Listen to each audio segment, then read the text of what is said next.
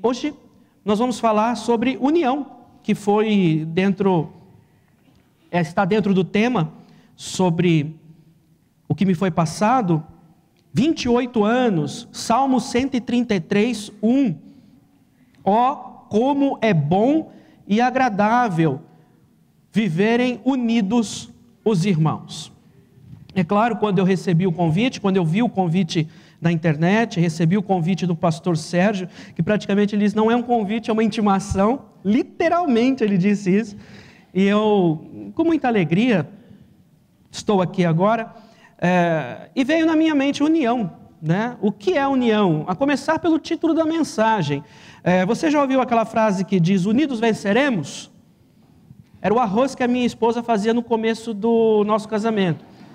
Vem à minha memória isso, né? Sabe aquele arroz, unidos venceremos? Ou aquela famosa frase que diz, a união faz a força? E aí tem sempre um engraçadinho que fala, não, eu pensei que a união fazia açúcar. Não é verdade? Então foi um pouco complicado escolher um título para essa mensagem. Então nós vamos apenas falar sobre união. O que propriamente é união? Estarmos unidos. Esse texto, como é bom e agradável viverem unidos os irmãos. Nesse texto diz como é prazeroso, como vimos ontem também, que os irmãos vivam unidos. Mas para vivermos em união, é complicado. Porque não é simplesmente marcar um churrasco depois do culto e dizer, estamos em comunhão, somos unidos. Porque a igreja, ela vive basicamente de relações interpessoais.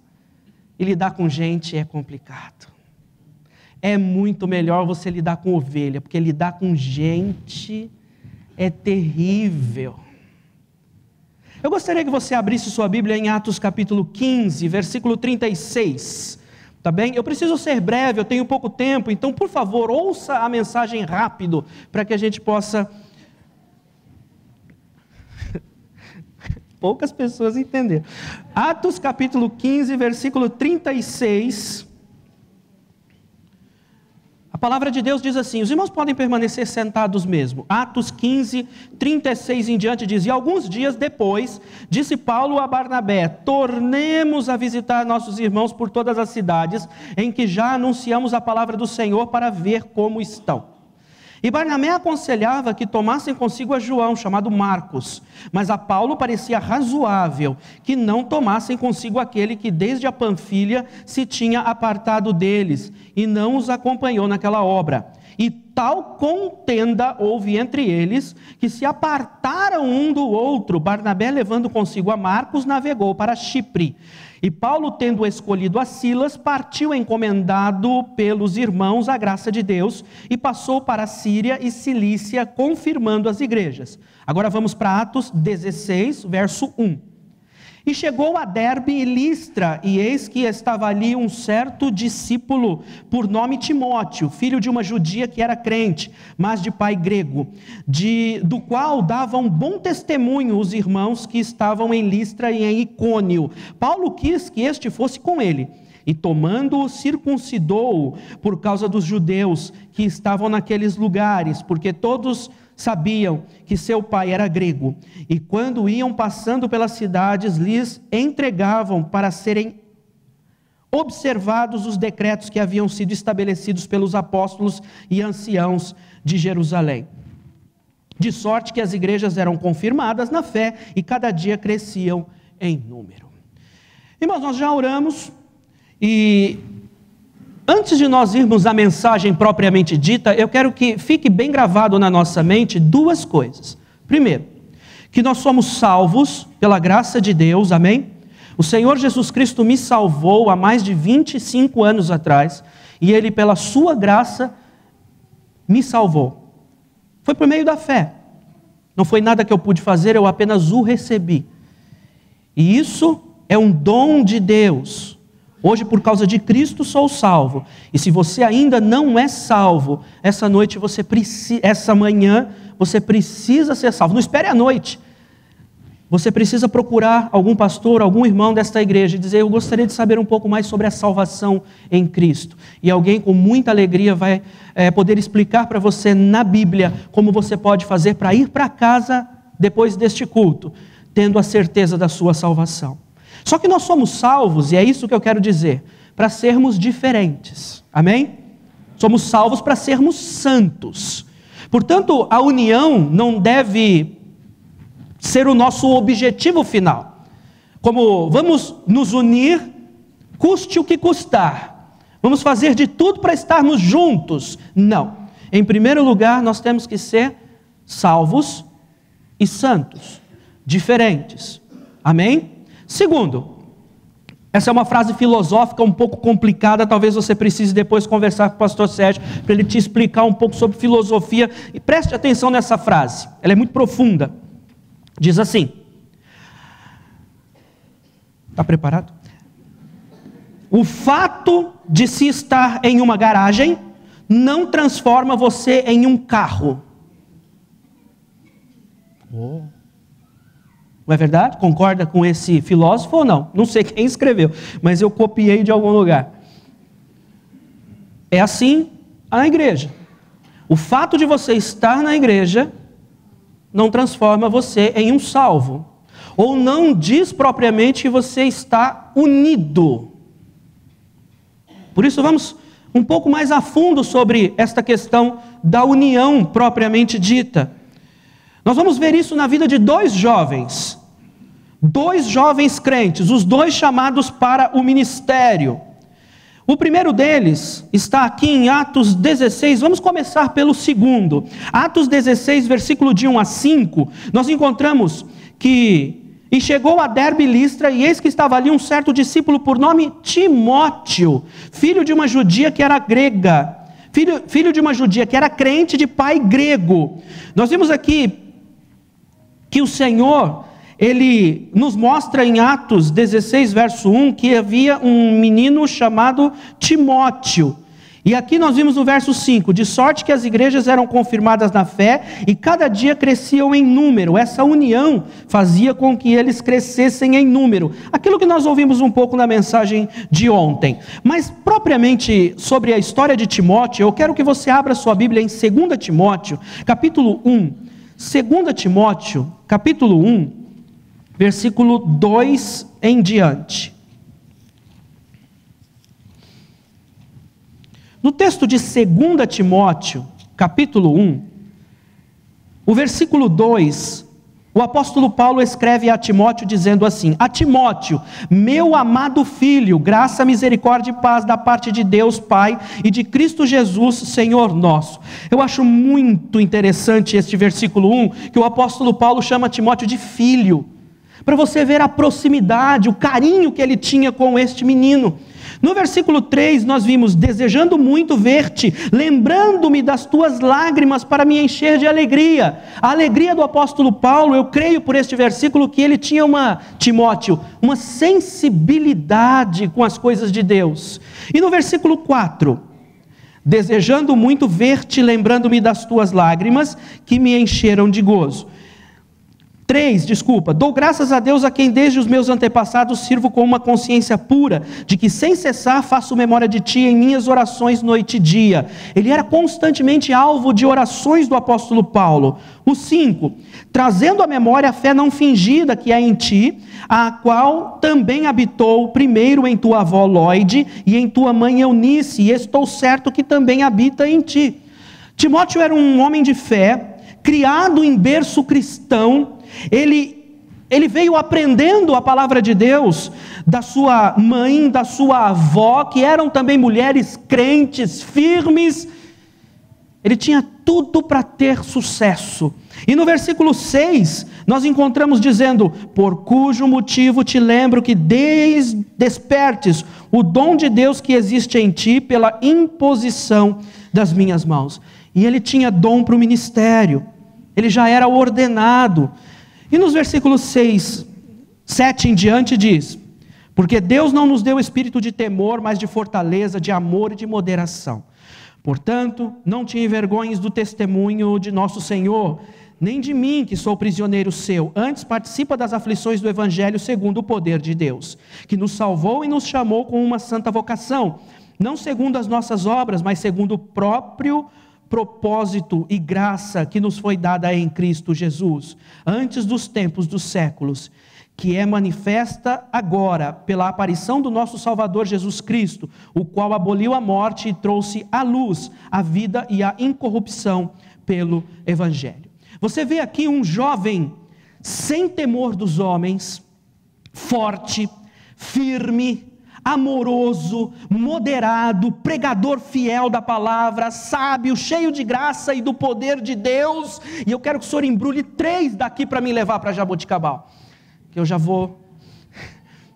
Talvez as moças me param na porta e falam assim: pastor, não tem um desse lá em Jaboticabal? Eu quero casar. Não precisa ser rico, não precisa ser bonito, porque uma serva de Deus vai dizer: olha, esse é o perfil. Amém? Moças? Amém, mais ou menos. Quem é esse rapaz? É o desejo de todo pastor, de todo membro da igreja, que tenhamos jovens, homens e mulheres, fiéis a Deus, firmes com o Senhor, amém? Só que não é sobre Timóteo que nós vamos falar. Nós vamos falar sobre Marcos. Atos 12, verso 12. Em Atos 12, verso 12, nessa comparação entre estes 2 jovens, nós lemos sobre Marcos o seguinte, Atos 12, verso 12, e considerando ele isso, foi à casa de Maria, mãe de João, que tinha por sobrenome Marcos, onde muitos estavam reunidos e oravam. Tanto neste texto de Atos 12, quanto no texto de Atos 15, que foi o texto que nós lemos no começo da mensagem, no versículo 36, e alguns dias depois, disse Paulo a Barnabé: tornemos a visitar nossos irmãos por todas as cidades que já anunciamos a palavra do Senhor, para ver como estão. E Barnabé aconselhava que tomassem consigo a João, chamado Marcos. Mas Paulo parecia razoável que não tomassem consigo aquele que desde a Panfilha se tinha apartado deles e não os acompanhou naquela obra. E tal contenda houve entre eles, que se apartaram um do outro. Barnabé, levando consigo a Marcos, navegou para Chipre. Neste versículo nós encontramos que Marcos foi talvez o pivô de uma dissensão entre Barnabé e Paulo, que acabou com a união dos dois.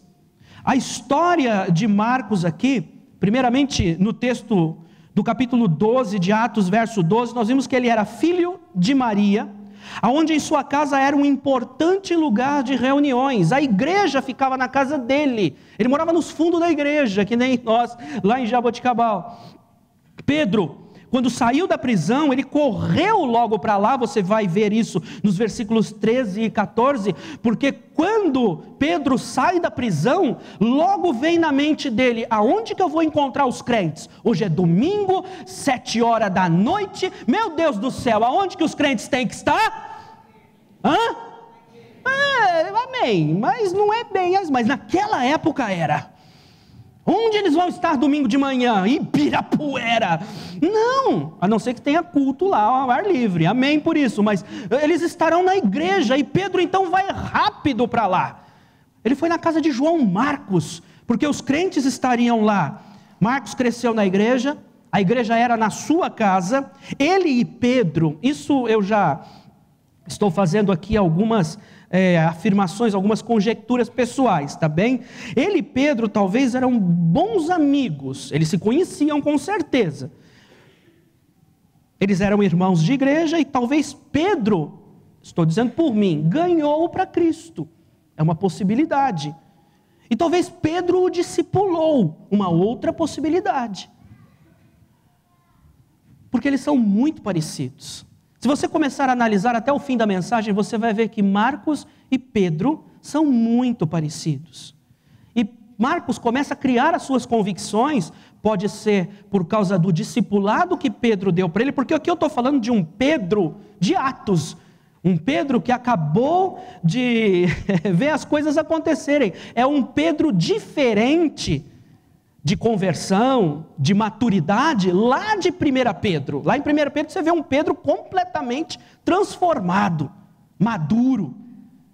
Mas antes disso ele discipulou, pode ser que tenha discipulado, a Marcos. E a cabeça de Marcos estava ainda na forma com que Pedro talvez o discipulou. Mas eu digo aos irmãos, isso é uma convicção, é uma ideia que eu tive, falei com o meu professor em 92, meu professor de Atos, e o meu professor falou, sabe que eu nunca tinha pensado nisso? Aí eu me senti todo, né, o aluno, meu professor falando isso para mim, pois é, professor, eu estudei a palavra e eu tive essa, né, menos. Ele trabalhou com Paulo e Barnabé, Atos 12, o versículo 25, Atos 12, versículo 25, e Barnabé e Saulo, havendo terminado aquele serviço, voltaram a Jerusalém, levando consigo também João, que tinha por sobrenome Marcos. E ele também havia trabalhado com Paulo, com o tio dele Barnabé, crescido na igreja, envolvido na obra, já pregando, amém? Mais ou menos. Teve uns probleminha aqui. E é aí que a gente começa a mensagem. Alguma coisa aconteceu. Atos 13, verso 13, diz assim: e partindo de Pafos, Paulo e os que estavam com ele chegaram a Perge da Panfilha, mas João, apartando-se deles, voltou para Jerusalém. Por quê? Por que ele voltou? Por que ele não permaneceu unido à equipe? Por que ele não permaneceu junto com o grupo missionário? Será que ele... Vamos apenas pensar um pouco. São várias as possibilidades. Fugiu da responsabilidade? Era muito imaturo? Talvez por ser discípulo de Pedro, ele estava crendo que só podia pregar aos judeus. Lembra que Pedro teve este problema? Saudades de casa? Não sei. Da comidinha quente da mamãe? Mamãe toda manhã mandava 7, 8 WhatsApps para ele dizendo, você está bem? Você está de blusinha? Você vai... Resfriou em Perge, eu vi no jornal, e aquela coisa. De repente ele começou a sentir saudade de casa. Sabe? Caminha limpa, mamãe mimando, não sei. Talvez ele não se adaptou muito bem à igreja no estilo de Paulo. Eu acho que Paulo era, eu não sei, eu imagino Paulo tipo ferro e fogo, né?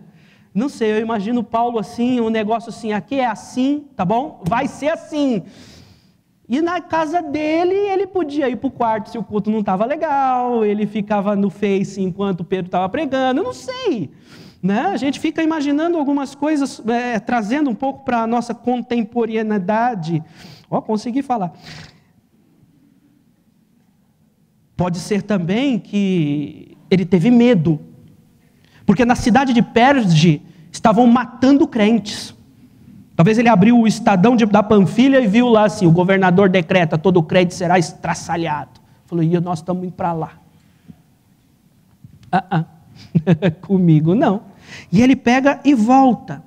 Esse mesmo Marcos que nós estamos falando, porque a palavra de Deus, ela não esconde nada, ela não revela tudo, só a vontade de Deus, só aquilo que nós temos que saber, porém quando é para mostrar, ela mostra tudo. E nós estamos vendo aqui um jovem chamado Marcos, cheio de limitações e defeitos, e é este mesmo Marcos que escreveu o Evangelho de Marcos, que é chamado de o Evangelho da ação. O Evangelho de Marcos, ele é muito dinâmico. Ele vai ao ponto em que Jesus já está no ministério realizando muitas coisas. Então e você lê o Evangelho de Marcos, você vê ali um filme de ação acontecendo ali. E teve muita ação.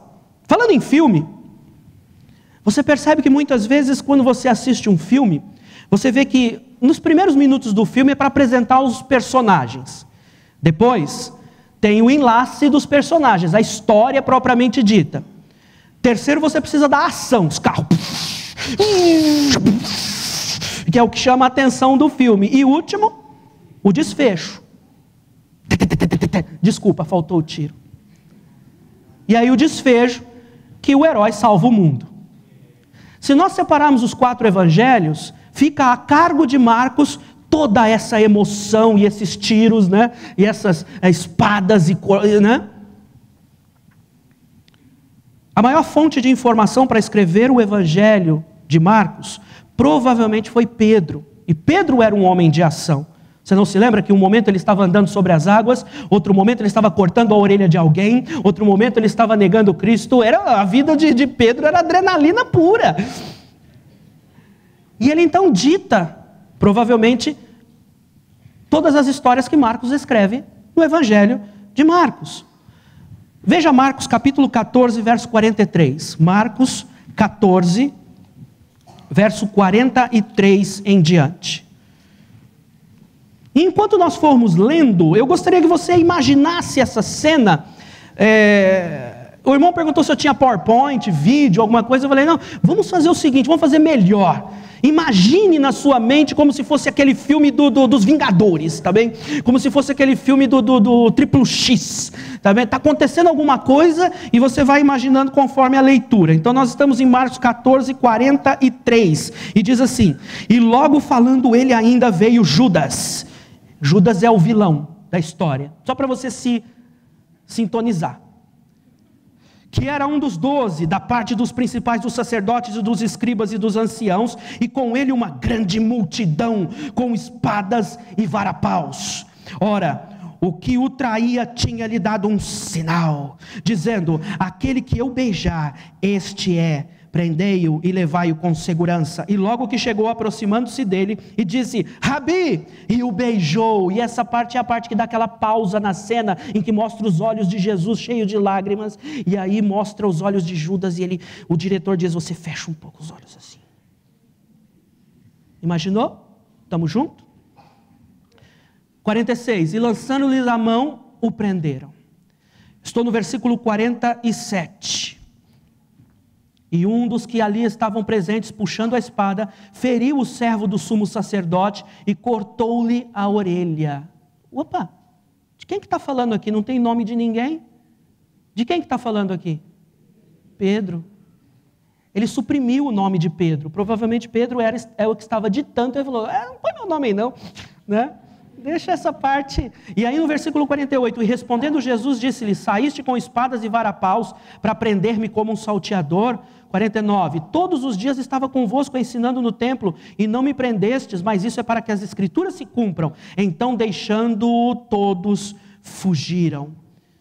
E um certo jovem seguia envolto em um lençol sobre o corpo nu, e lançando-lhe a mão, mas ele, largando o lençol, fugiu nu.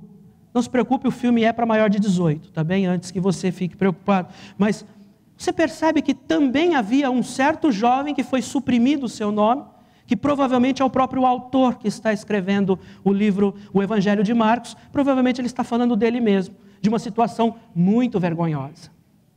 Uma situação em que havia muita ação até demais para Marcos, talvez, e os discípulos vergonhosamente, versículo 50, fugiram.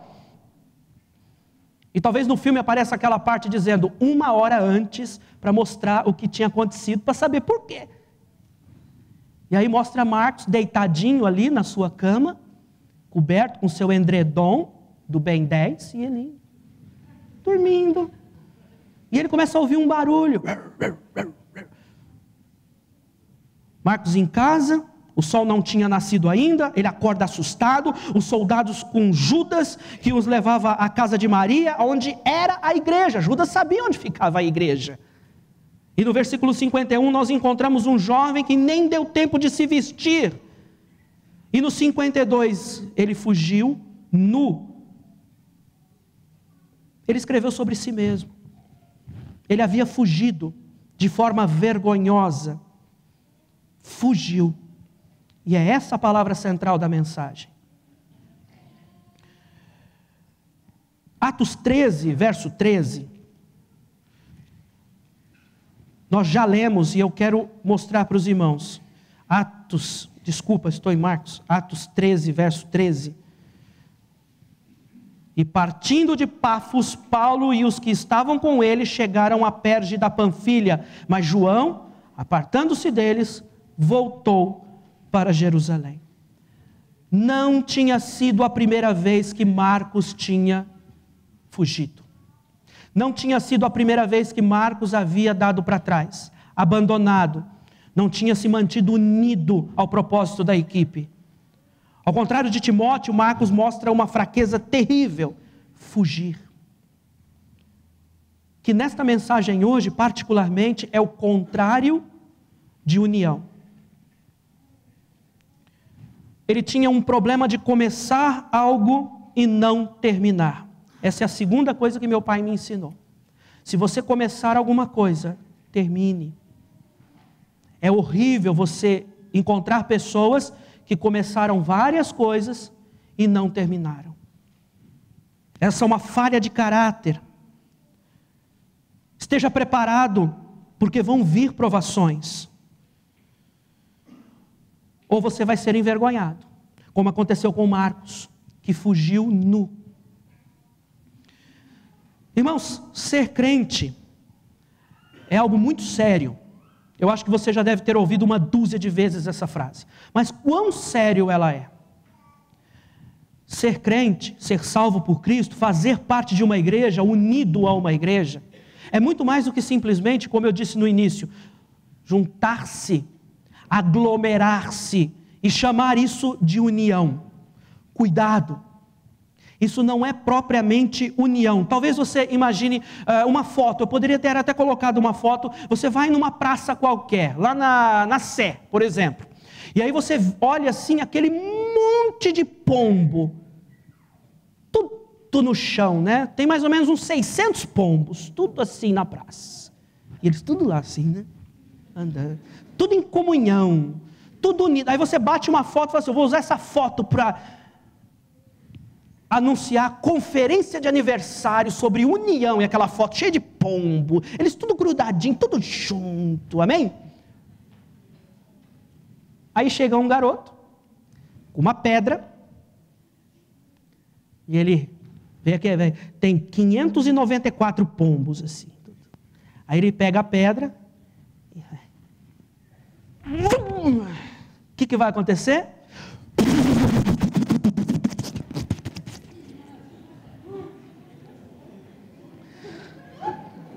Desculpa. Você entende? Isso é união. Até poucos minutos atrás estava um pombo com o braço no outro, um pombo conversando com o outro, um pombo abraçando o outro, um pombo andando de maldade com a pomba. Estava tudo bem, eles estavam em plena comunhão. Foi só o moleque tacar uma pedra. Mas não fica um. Experimenta fazer isso. Irmão pombo, eu chamo a sua atenção esta manhã. Fica firme, amém? Não tinha outra forma de eu completar essa ilustração. Em Atos, capítulo 15, versículo 36, Atos 15, versículo 36, nós vimos pedra em pombos aqui, Atos 15, versículo 36 diz assim: alguns dias depois disse Paulo a Barnabé: temos que visitar nossos irmãos pelas cidades. E nos demais versículos, nós vimos o 37, e Barnabé aconselhava que tomassem consigo a João, chamado Marcos. Mas Paulo parecia razoável que não tomassem consigo aquele que desde a Panfilha se tinha apartado deles e não acompanhou naquela obra. O apóstolo Paulo, ele já estava cansado, o apóstolo Paulo, ele já estava dizendo: Barnabé, esse rapaz, a gente não pode contar com ele. Eu fico imaginando o diálogo dos dois. E após penarem tanto até ali, Barnabé quer levar um que teve medo, que já tinha fugido de novo, e fugiu de novo, e fugiu de novo, e vamos chamar ele de novo? Paulo, ele diz: Barnabé, será que você não está mimando demais? Como tem muitas pessoas, por exemplo, que diz: a pessoa não é firme, mas dá um carguinho para ele na igreja, para ver se ele muda. Aí você dá o carguinho para o irmão está lá cantando. Primeira pedra que vem, você já não pode mais contar com ele. E aí está você sozinho. Meus irmãos, ele estava tornando normal, ele estava achando que era normal Marcos fugir. E só porque Ele era filho da irmã dele. Eu aprendi uma coisa nos últimos meses, que depois que os pombos voam, ficam só as ovelhas. Pastor Sérgio sabe do que eu estou dizendo. Foram muitas pedras, muitos Alexandres Latoeiros, muitos Mineus, muitos, enfim. Mas aí depois que as penas baixaram, eu olhei assim e falei, só tem ovelha, graças a Deus, porque ovelha não voa. Só tinha ovelha. Estavam firmes. Sabe, meus irmãos, a ilusão de união, muitas vezes pode estar nos cegando para o verdadeiro objetivo, para a verdadeira forma de união. União gera crescimento, mas união gera constância, firmeza, maturidade. Marcos, ele fazia o tempo todo. Acontecia alguma coisa, ele fugia. Acontecia alguma coisa, ele abandonava. Acontecia alguma coisa, falava alguma coisa que ele não gostava. Isso não é união. Mas isso aconteceu até Paulo dizer, chega. Chega.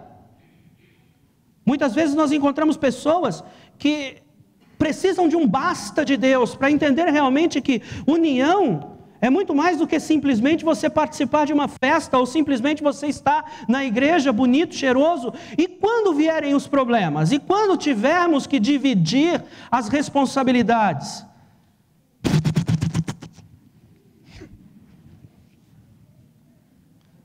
Queria ver o pastor Sérgio vir aqui e lembrar isso no encerramento.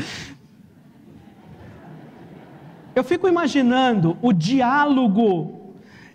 Esse diálogo que eu vou apresentar para os irmãos, eu viajo um pouco às vezes. Esse diálogo que eu vou apresentar para os irmãos, ele não é impossível, mas é muito improvável, tá bem? Mas fica imaginando, por exemplo, tá Barnabé, Marcos sentado, e os dois conversando. Marcos falou, então tio, eu estou querendo ir embora, eu não estou mais afim de ficar nisso aí, saca? Sei lá, cansei, vou voltar para casa. Ai, Quinho, não volta não, fica com nós, Deus quer te usar na obra do Senhor, né? Deus tem um plano na sua vida. E aí Marcos falou, não, esse negócio aí não vira nada não, estou querendo lá, minha mãe fica falando no WhatsApp, volta, está frio, acho que eu vou voltar para a faculdade. Mas Quinho, você trancou 5 faculdade, o que você vai fazer? Chegando lá eu vejo. Eu fico imaginando a conversa dos dois e Paulo na cabeceira da mesa assim.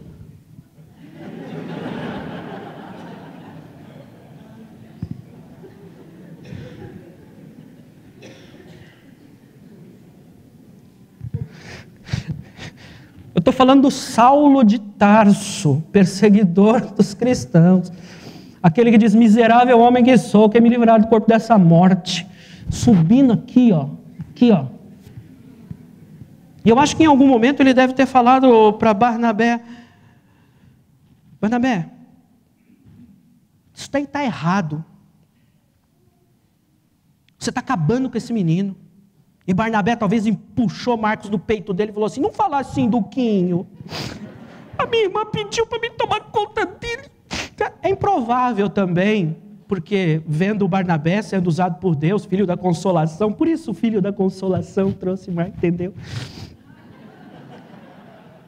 Trouxe ele.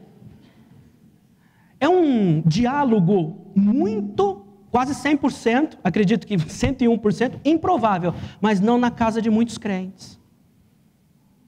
Talvez não na sua casa. Talvez a forma com que você estávamos sentados aqui, eu vou dedurar o pastor de novo. Estávamos sentados e falou assim, nossa, quanta criança, tá bonito, né? Vamos incentivar o povo a fazer mais filho para a igreja crescer. Falei, eu concordo, é uma boa estratégia, crescer de dentro para fora, é uma boa estratégia. 15, 16, 19 filhos cada um, a igreja cresceria. Só que aí eu fiquei pensando depois, mas tem um probleminha, pastor Diogo, pastor Adelaide. Nós vamos ter que treinar os pais para que estes filhos, quando vierem à igreja, venham crentes. E aí o problema está no mesmo, é trabalho do mesmo jeito. Então a gente tenta fazer, pastor, mas entendeu? Por isso que é muito importante você entender que o apóstolo Paulo, ele diz, chega Barnabé, E Barnabé diz, não se meta, eu sou seu amigo, não se meta na minha vida. Porque muitas vezes as pessoas são tuas amigas, até você contrariá-las. Você é o pastor legal, até o pastor chamar a sua atenção ou dizer, você não vai mais tocar. Pronto, já vira o bicho, já não gosto mais dessa igreja. Os 2 jovens que nós colocamos aqui, nós precisamos ver cada um desses personagens, e para terminar eu quero fazer uma pergunta para vocês. Quem estava errado nessa situação? Paulo ou Barnabé? Eu vou dizer já rápido por causa do tempo. Os 2 estavam errados. Porque era Marcos que tinha que ter tomado a atitude. Era Marcos que tinha que ter decidido a sua chamada. O que faltou então em relação aos 3? Para que eles pudessem continuar em união. Eu acredito que Barnabé talvez faltou humilhar-se e aceitar a palavra de Paulo. Barnabé era mais velho na fé do que Paulo. E quando Paulo veio ter tal contenda entre os 2, Barnabé diz, mas peraí, quem é você? Eu sou crente há 39 anos, você está aí convertido Deveria ter tido humildade para chegar e falar, eu posso aprender com você. Você é jovem, mas humildade. Segundo, eu acredito que ele poderia ter entendido que Marcos não estava pronto.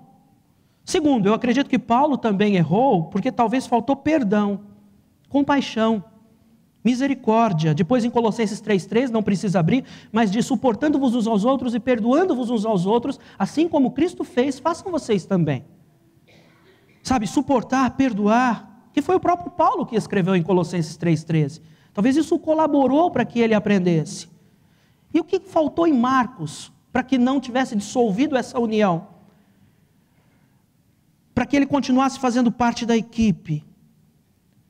Em 1 Coríntios 1, versículo 10, acho que vai dar tempo de ler, deixa eu ver, 1 Coríntios 1, 10.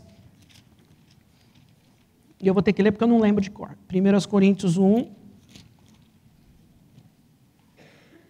Rogo-vos, porém, irmãos, pelo nome do nosso Senhor Jesus Cristo, que digais todos uma mesma coisa, e que não haja entre vós dissensões, antes sejam unidos em um mesmo pensamento e em um mesmo parecer. Digais o mesmo, sem dissensões, unidos no mesmo sentido. Sabe, eu quero dizer que existem sim muitos pontos de vistas diferentes, mas a Bíblia diz que temos que ser um no Senhor. Talvez alguém no final do culto diga, mas a Bíblia fala que 2 não podem andar juntos se não estiverem de acordo. Doutrinariamente, eu não vou andar junto com adeptos de seitas. Eu não vou dar o braço para os pastores ali no meio dos vereadores lá para o combate à dengue. Já pensou eu abraçado com o padre, abraçado com o mormon, abraçado com o... Não posso, eu não tenho como ter união com eles. Mas se eu quero pintar a igreja de azul ou verde... Mas era Marcos que devia deixar claro qual era o seu chamado. Buscar em Deus, buscar preparar-se, buscar ajuda, buscar conselhos, deixar de ser moleque para ser homem. E eu termino essa mensagem dizendo que nada melhor do que o tempo, é o que eu vou pregar à noite. Porque em 2 Timóteo 4,11, 2 Timóteo 4, versículo 11, só Lucas está comigo, Paulo diz. Toma Marcos e traze-o comigo, porque me é muito útil para o ministério. Acontece aqui que ele diz, ele me é útil. Paulo reconhece que Marcos amadureceu.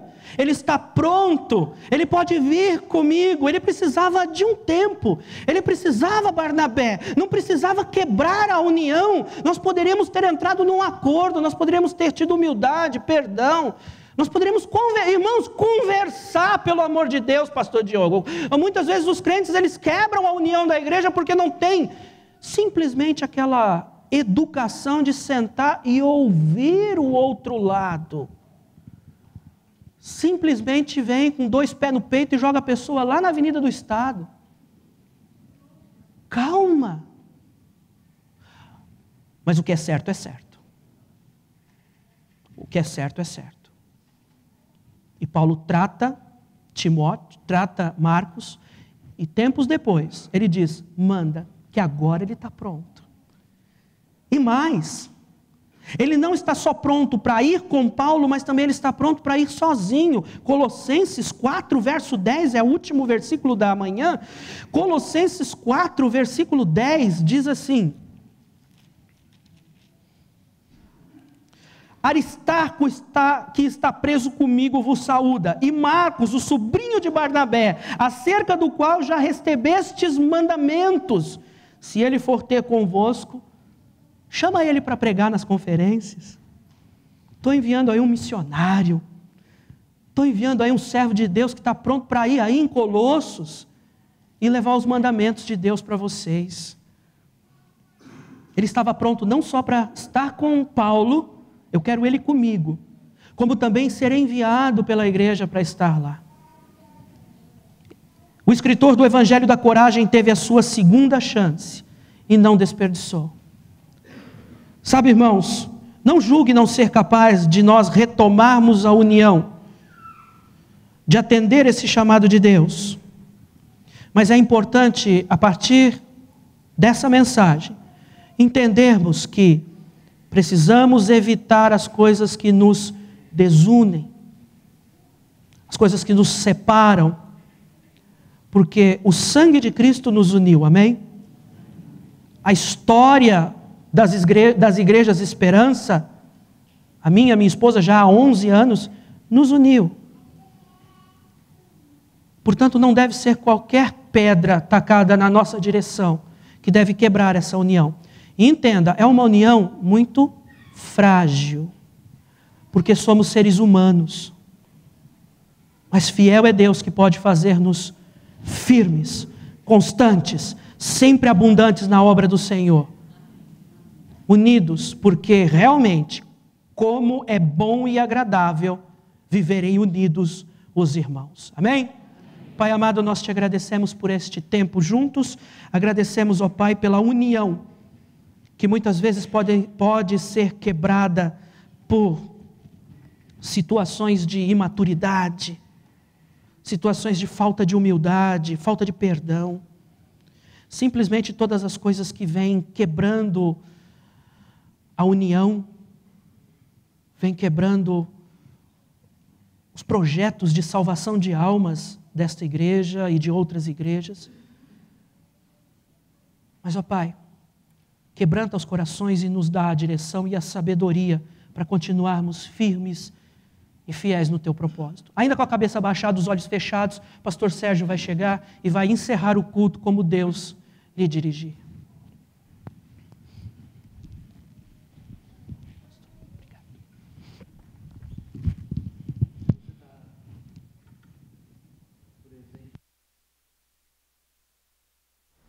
E você não tem uma união, você não está unido ainda com Cristo.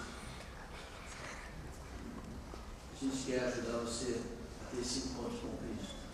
Você tem seus olhos fechados e gostaria que a gente falasse com você sobre como ter esse encontro com Cristo, como deixá-lo ser o seu Salvador. Se você tem esse desejo, eu gostaria que você fizesse um sinal com uma de suas mãos nesse momento, que nós vamos orar por você e também vamos falar com você. Será que tem alguém aqui, pastor? Eu gostaria de ter um encontro com Cristo, eu gostaria de aceitá-lo como meu Salvador. Há alguém assim? Se tiver, faz um sinal para eu ver. Senão a gente vai encerrar o culto. Ok. Crentes, foi falado sobre união. E duas coisas que marcaram para que haja união, precisa haver humildade e perdão. Nós temos muitos projetos, nós temos muitas coisas a fazer esse ano e os próximos anos, E para isso a gente precisa estar juntos, a gente precisa estar unido. Então vamos deixar de lado as nossas diferenças e vamos nos unir, vamos ser humildes e vamos ser perdoadores. Vamos ouvir uns aos outros e que assim a gente se torne cada vez mais uma igreja saudável, uma igreja que glorifica o nome do Senhor. Muito obrigado, Senhor, por tua palavra. Muito obrigado por esse momento que estamos dedicando em comemorar os 28 anos da nossa igreja. Obrigado pela presença de cada um, abençoa cada lar aqui representado, Deus, e que como igreja possamos ser unidos de tal forma que o nome do Senhor vai ser glorificado e o nome do Senhor vai ser conhecido aonde quer que andarmos. Abençoa, Deus, as igrejas que vamos iniciar nesse ano. Nos dê forças, coragem e que jamais pensemos em voltar para trás em qualquer um dos projetos que nós entrarmos, ó Pai. Muito obrigado. Abençoa o teu povo aqui, ó Pai, em nome de Jesus. Amém.